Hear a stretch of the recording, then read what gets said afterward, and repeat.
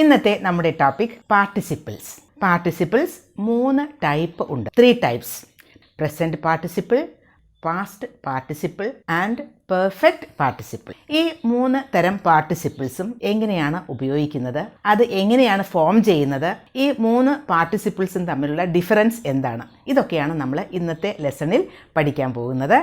Present പാർട്ടിസിപ്പിളിൻ്റെ form V1 plus ING ആണ്. Past പാർട്ടിസിപ്പിളിൻ്റെ ഫോം V3 ഫോം, വേർബിൻ്റെ 3rd ഫോം. ഇനി പെർഫെക്റ്റ് പാർട്ടിസിപ്പിളിൻ്റെ ഫോം അത് ആക്റ്റീവ് വോയിസിലും പാസീവ് വോയിസിലും ആകാം. ആക്റ്റീവ് വോയിസിലാണെങ്കിൽ ഹാവിങ് പ്ലസ് വേർബിൻ്റെ 3rd ഫോം. ഇനി പാസീവ് വോയിസിലാണെങ്കിൽ having been plus V3 form. ഇനി നമുക്കതൊക്കെ ഡീറ്റെയിൽ ആയിട്ടൊന്ന് പഠിക്കാം.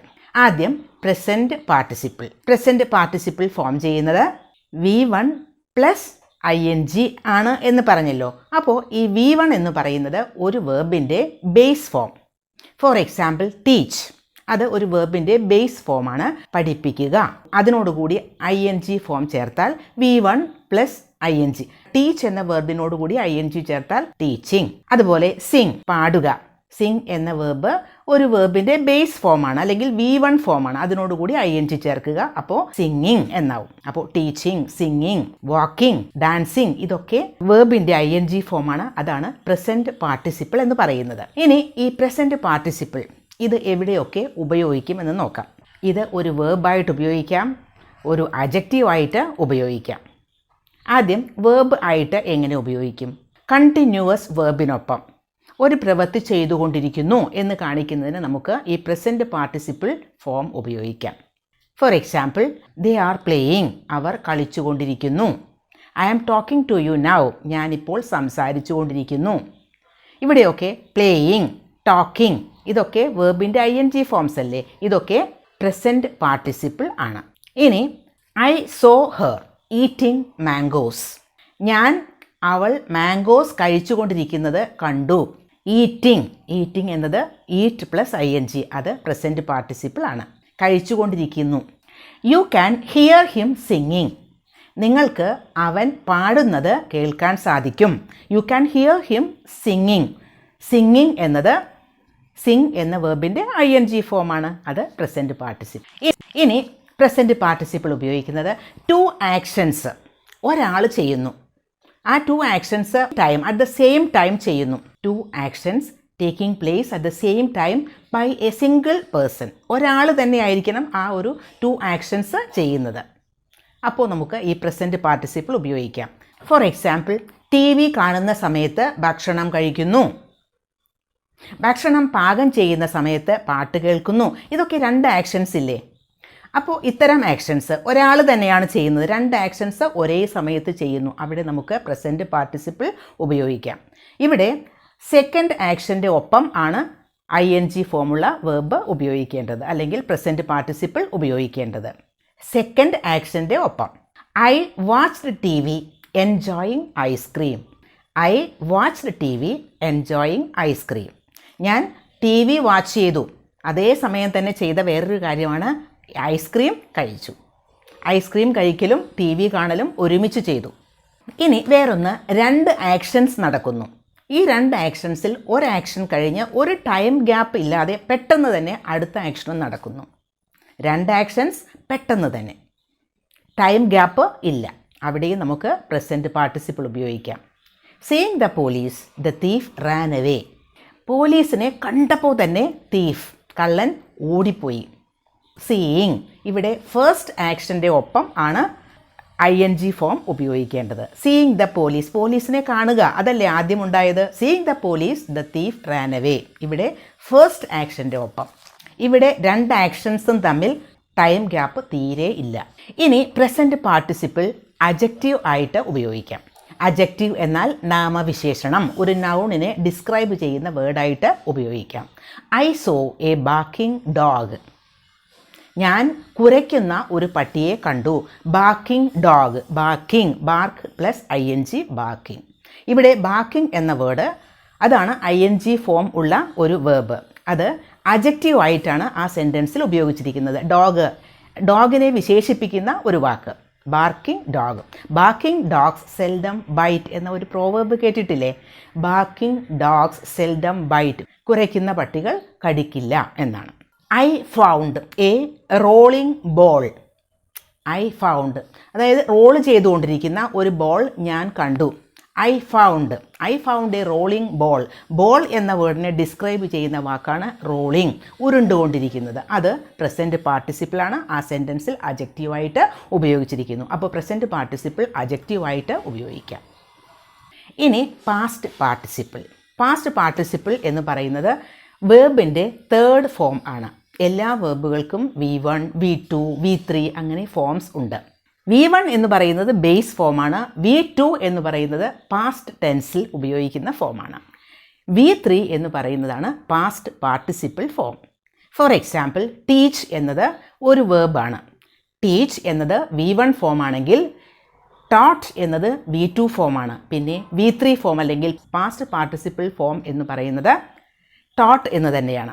അപ്പോൾ സെക്കൻഡ് ഫോം അതുപോലെ തേർഡ് ഫോം ടീച്ച് എന്ന വേർബിൻ്റെ കാര്യത്തിൽ ഒന്ന് തന്നെയാണ്.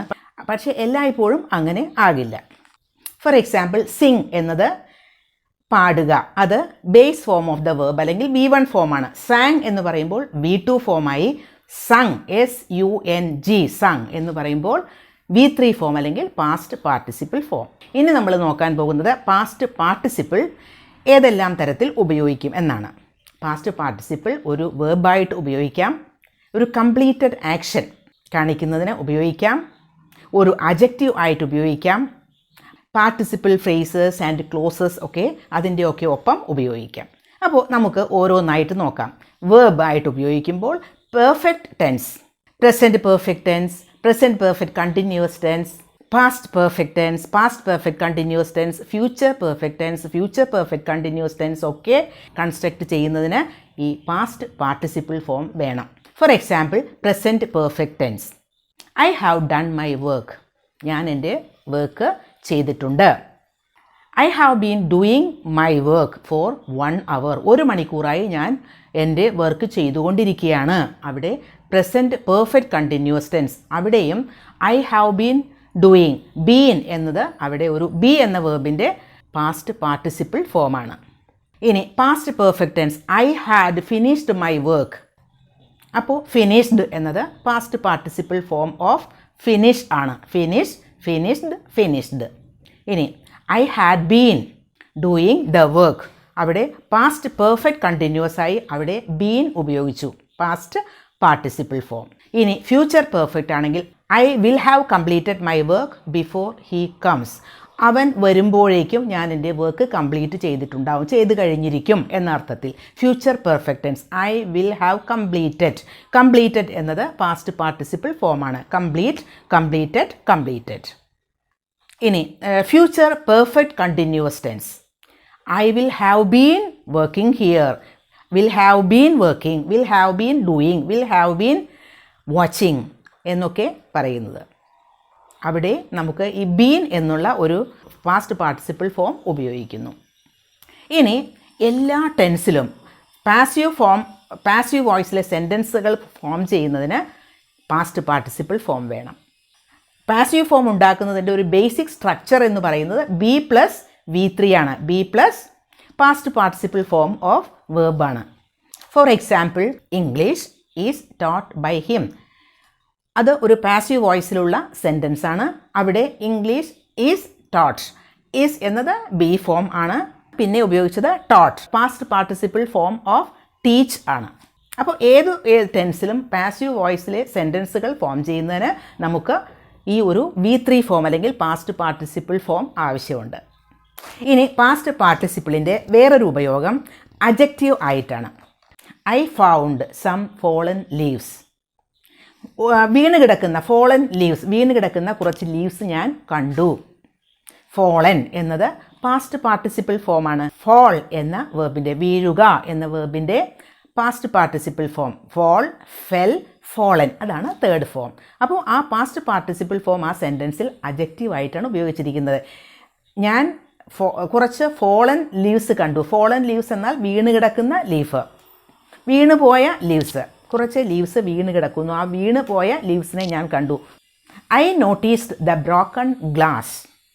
ഞാനത് നോട്ടീസ് ചെയ്തു. ആ ബ്രോക്കൺ ഗ്ലാസ്, ആ പൊട്ടിയ ഗ്ലാസ് പൊട്ടിപ്പോയി കഴിഞ്ഞു, അത് കംപ്ലീറ്റ് ആയി കഴിഞ്ഞ ഒരു ആക്ഷനാണ്. ഗ്ലാസ് എന്ന വേർഡിനെ ഡിസ്ക്രൈബ് ചെയ്യുന്ന വാക്കാണ് ബ്രോക്കൺ.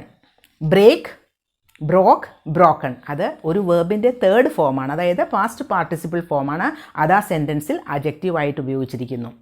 ഫോളൻ ലീവ്സ് എന്ന് പറയുമ്പോൾ ലീവ്സിനെ ഡിസ്ക്രൈബ് ചെയ്യുന്ന വേർഡാണ് അല്ലെങ്കിൽ അഡ്ജക്റ്റീവ് ആണ് ഫോളൻ. അതുപോലെ ബ്രോക്കൺ ഗ്ലാസ് എന്ന് പറയുമ്പോൾ ഗ്ലാസ് എന്ന നൗണിനെ ഡിസ്ക്രൈബ് ചെയ്യുന്ന അഡ്ജക്റ്റീവ് ആണ് ബ്രോക്കൺ.